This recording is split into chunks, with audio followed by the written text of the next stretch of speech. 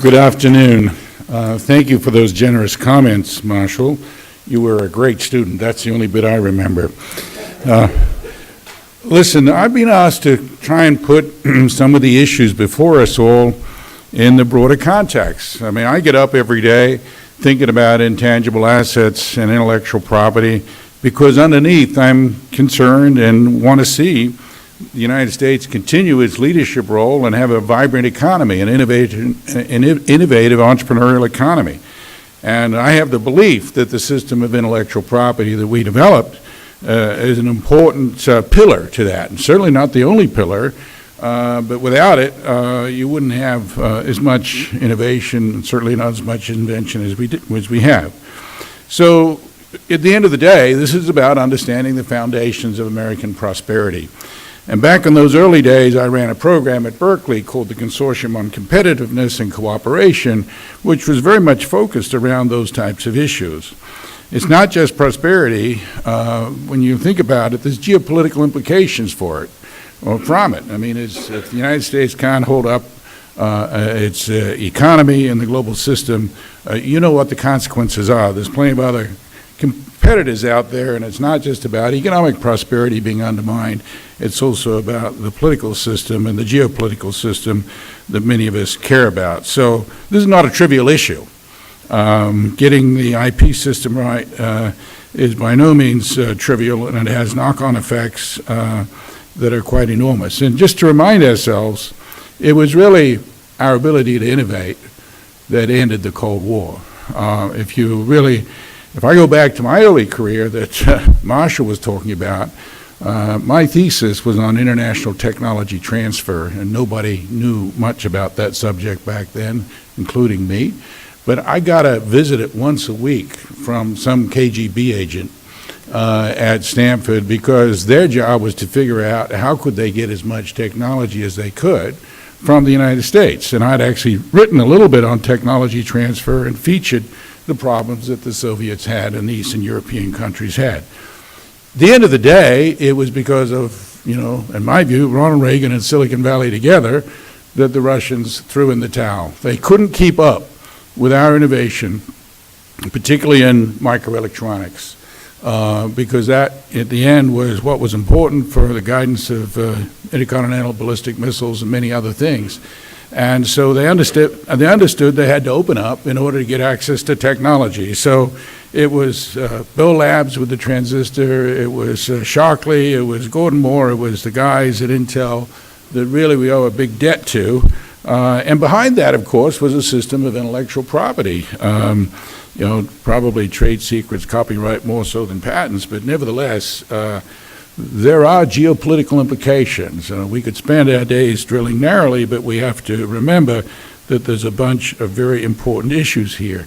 And in addition, a strong system of intellectual property allows and enables technology markets to develop. So if you have any belief in markets, then one should favor strong IP systems because without them, you can't have technology trade.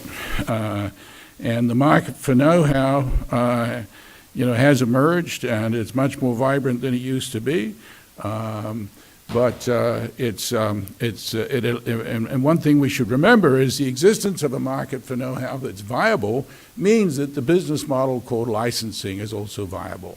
Very few people make this connection, that if you don't have strong IP protection, then you cannot capture value through licensing, which means you're stuck with vertical integration. So there's enormous implications here for the organization of firms and the organization of businesses. If the IP system erodes, then it's not just that the small inventor and that the startup firms are compromised. It says you can't run licensing as a viable strategy. And if you go back to, Adam Smith said the division of labor is limited by the size of the market. One of the most quoted statements from Adam Smith.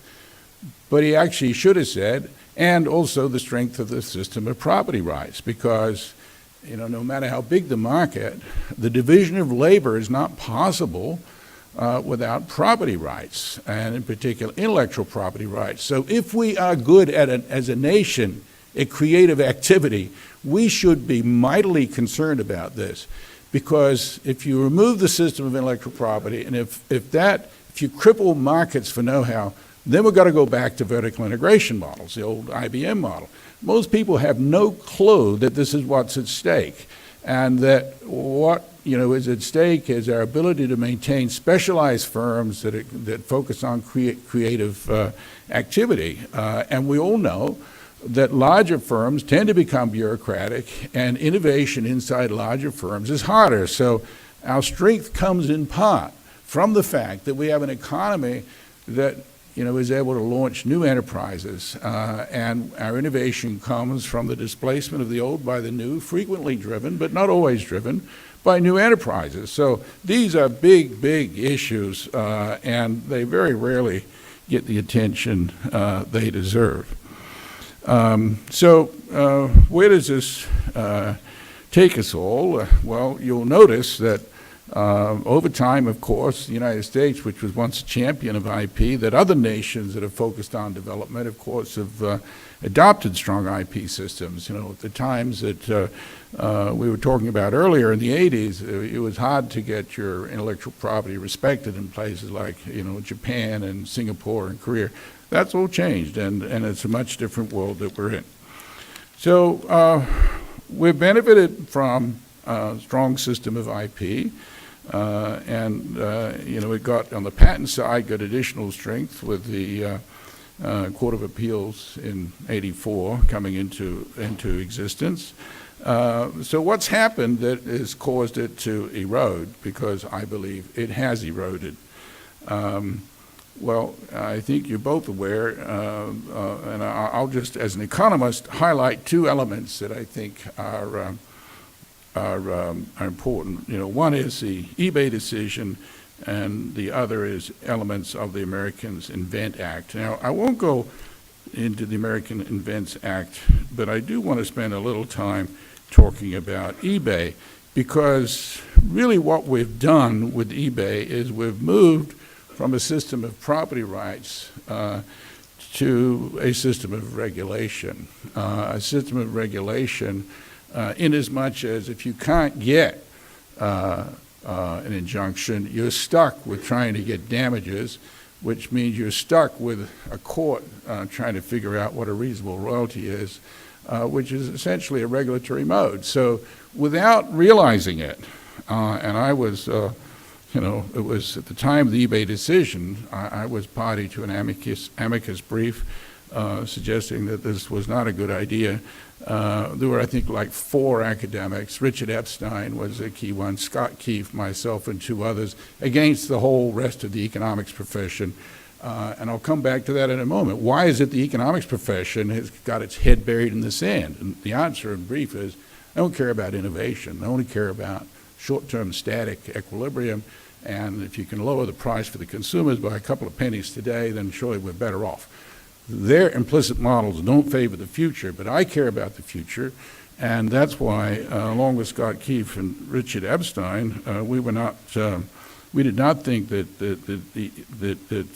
it was a good idea to weaken the right to an injunction. And while it's not being completely destroyed, as you know, it's much harder, and particularly for so-called non-practicing entities, which is saying, people don't realize it, because at the time of this decision, the legal profession never heard of the word business model.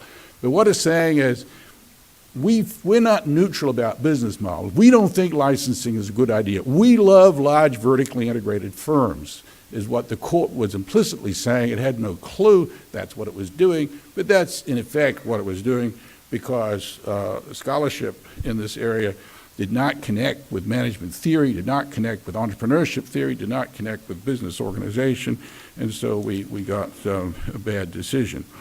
I want to quote from a forthcoming paper that really makes this clear. And here is the quote. Even a partial depropertization of the patent system is not something to be taken lightly. It is an elementary principle that market transactions in general price assets more accurately and rapidly than command and control regulators. Well-supported economic principles hold that with little qualification that reasonably secure property rights and the associated pricing mechanisms are an institutional precondition for achieving efficient resource allocation. This is Jonathan Barnett at USC, and he's absolutely right. What we've done is we've taken away many of the elements of what property means. It's like saying it's okay for you to come and pitch your tent in my backyard. I can't drive you off the property, and we'll figure out later what the implicit rent should be. In real property terms, that's what eBay does, because if you can't get an injunction, you can't remove them. You can just argue later about what the rent rate should have been. And if you applied that to real property, we would all be quite disturbed, but that's what we did in the intellectual property space. And the question is, why? How can this system, which was strong and was providing global leadership, it's taken a couple of serious hits, in my view, if not more. And the culprits, in my view, are three theories that emerged in the academic community. I stress theories, and there's some elegance to them, but they're just not empirically validated, but they got a life of their own. The bad theories with a life of their own. No, not bad theories, just irrelevant theories, or the theories that don't have empirical support behind them. So there's a triplet of phony fears. One of them is a patent hold-up story. Another one, these are all related, is the so-called royalty stacking. And the third one is patent thickets. So let me deal with these just very briefly. I'll deal first with patent hold-up because it's also close to my soul. This whole idea of hold-up began in the academic world, and it was with my good friend and Berkeley colleague today, Oliver Williamson, who was not writing about intellectual property at all, but put forward this notion of so-called recontracting hazards. That, in the vertical integration context, if one party makes a specialized investment, the other doesn't, then the one that hasn't made the specialized investments will find a way to screw the other guy. And this got ported over by my good friend Carl Shapiro and others into the antitrust literature, and it took a life of its own. It's an elegant little theory for which there's no evidence, but it got accepted and adopted through the DOJ and the FTC. So I don't blame Oliver Williamson or Klein Crawford and Alshin who came up with the idea, and I don't necessarily blame the theorists who developed the theory, other than that they should have said there's no evidence for this, but isn't it neat? But instead, what those folks did, I think, is they persuaded colleagues at the agencies that there was a real problem here. And of course, there's always a bunch of special interest groups that'll jump up and down and say, yes, of course. I'm already getting a sign saying I'm almost out of time. So I'll just have to briefly talk about royalty stacking. And of course, on its face, why should you be concerned about royalty stacking, and why should you be caring about patent thickets? On its face is, gee, there's a lot of intellectual property out there, which means there's a lot of invention. So the starting position should be we're in a good space if there's a lot of invention going on. But these have been turned into very different corrupted stories. In fact, Eisenberg has walked away from a lot of the patent thicket story, and certainly from the so-called tragedy of the anti-commons. There is a tragedy out there. It's not a tragedy of the anti-commons. It's a tragedy of patent infringement and patent holdout. I've written a paper on that, and I won't go into it further. Let me just make a few final comments. And that is that, as I said at the beginning, we're not alone in this world. And in fact, the Chinese have now decided, as you would expect they would, in their own interests, to build an innovation economy. And guess what? They're pushing hard to strengthen their IP system. And I'm sure it's already been reported in this room, but I've seen data recently. I haven't been able to personally verify it, but you've got a much better chance of getting an injunction in China than you do in the United States. And secondly, the win rate for patent owners is much higher in China than the United States. Patent damages is still quite a lot lower, but the movement is very, very clear. And, you know, so today, one looks to Germany, maybe one even looks to China, one maybe even looks to Brazil, if you're operating on a global basis, to get an injunction so that you can actually bring infringers to the negotiating table. So the world is very different because the rest of the world has figured out what we knew, but they haven't suffered from the academic nonsense that has been perpetuated and crept into the antitrust agencies and has led to, I would call it collateral damage. I mean, I don't think the people pushing these theories really understood enough about the complex environment of intellectual property and of licensing.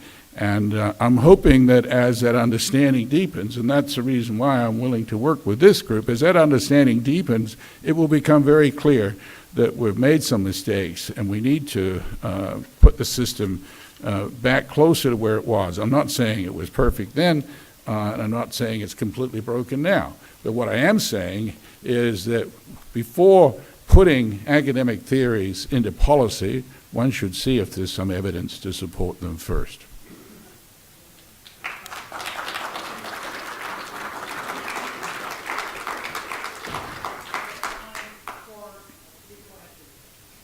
Absolutely.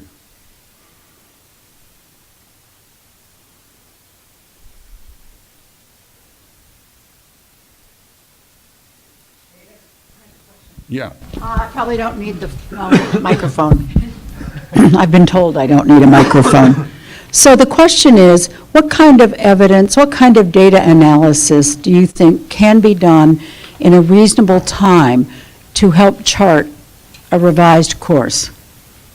You know, because there's a lot of data out of there, a lot of people. How do you bring that together? Very good question. I mean, first of all, a lot of the theories that have been put forward can be, you know, not destroyed, but shown that they missed the broader issue. Let's take this hold-up story and this notion that somehow rather the proper way is to determine a royalty ex ante. Ex ante, what, before the implementer puts down the money, why not, if it's ex ante, if ex ante is the right principle, why not before the inventor or the people spending the money on R&D put down their own money? So a good chunk of it can be dealt with just by showing that these theories are not applicable to the factual circumstances of intellectual property. It's that damn simple. Then the second part is, and if they keep saying, well, no, there's still a problem, you know, let them come up. Where should the burden lie? The system was working well before. Let them come up with the evidence that somehow rather there is overcharging. There is not overcharging in the sense that, you know, that there is obvious data. If there's overcharging, it's so minuscule that it can't be seen in any reasonably available database. So, you know, I think just putting it in a broader context, the whole world is full of specialists who go narrower and narrower and don't think of the broader system in which licensing takes place. There's almost complete ignorance about the whole international side. Like, take portfolio licensing. Courts don't even get it half the time. And it is complicated. There's very subtle ways in which, you know, licensing takes place on a global level. You folks understand it, but most people, and my students don't get it, even after, you know, spending a whole day on it. Sorry. I appreciated your observation that there's little evidence to support the concept of holdup. Is there any evidence of reverse holdup where corporations refuse to pay or refuse to engage in licensing? Well, you know, because it's such a low test, if they keep talking, is that holding out or not? But when 7, 8, 9, 10 years go by and not a dollar is being paid by the, you know, putative infringer, I would say that's holdout. So, you know, it's so easy to dodge that if you're an infringer and to say, yeah, I'm ready, I just don't like the price. So, yeah, I think there is evidence, and it's in the long delays compared to historical norms. One more last question. Post-debate, isn't Yes, absolutely. There's heads you win, tails I lose. It's flawed in its design because of that feature to it. There's no cost in delay for the infringer. I'm not smart enough to answer that question, but one of the things I've been pushing is the notion of an infringer's royalty. And that has, I've been pushing that one uphill for a long time. But if you had the infringer's royalty, that would help some, because it would say, look, once you've proven it's valid infringe, if you eventually get damages, it should be 2x or 3x, not based on a penalty, but based on the fact that if you've done the hard work to prove your patent is in fact valid and infringed, the nature of the property has changed. It's now, its rights are more secure. So I think adopting the infringer's royalty concept would be one step in the right direction. And some courts have said, well, many courts have said some good things about it, but it's hard to quantify. But just because it's hard to quantify doesn't mean to say it shouldn't be implemented in some fashion. Lots of things are hard to quantify.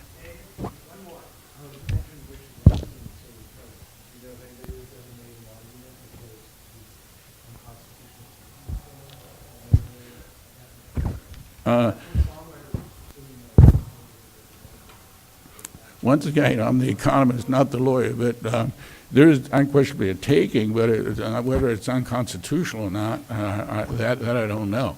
But anytime royalties don't get paid when there's infringement going on. Look, mass infringement, I've written another paper, when you have a circumstance like we're getting into now, one reason why you're reluctant to pay is because the other guy's not paying, and so there's a knock-on effect, and suddenly the market for no hell breaks down. That's the pickle we've got ourselves into by taking away the right for an injunction.